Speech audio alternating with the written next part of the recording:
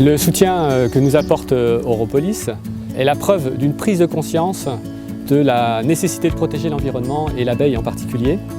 Ce partenariat nous permet de maintenir notre cheptel en nous aidant à renouveler nos colonies, ce qui est indispensable aujourd'hui du fait des difficultés auxquelles sont confrontées l'abeille. D'une part, le parasitage et la prédation venue du frelon asiatique et du varroa, et d'autre part, la perte de biodiversité de la nature. Donc c'est quelque chose qu'on ne mesure pas, nous, en tant qu'êtres humains, mais les abeilles le mesurent très bien. Elles ont besoin d'une diversité d'alimentation en pollen et en nectar, et en deçà de ce seuil de diversité, elles sont en danger au niveau de leur développement et de leur santé. C'est la même chose d'ailleurs avec la propolis qui joue un rôle très important dans la ruche. Elle a un rôle de pharmacie quelque part de la colonie.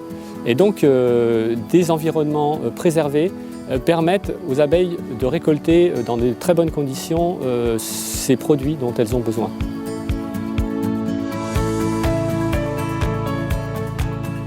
En France, on a la chance de bénéficier d'une diversité de végétation et de flore considérable. Rien que dans cette région, on peut considérer qu'on bénéficie d'une douzaine de microclimats particuliers. Ici, on est dans une zone Natura 2000, dans une prairie fauchée de façon particulière pour permettre le renouvellement de la flore et de la faune qui sont ici protégées. Donc nos abeilles ont trouvé dans ce site un endroit propice pour justement leur développement et la diversité de végétation dont elles ont besoin.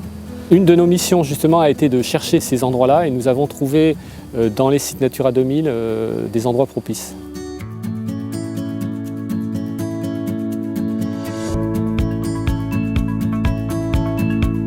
Les produits de la ruche sont dépendants de là où les abeilles s'alimentent.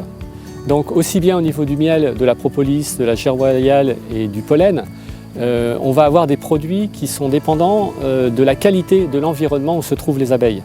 Puisque les abeilles vont parcourir jusqu'à 2 km en moyenne, et encore en été.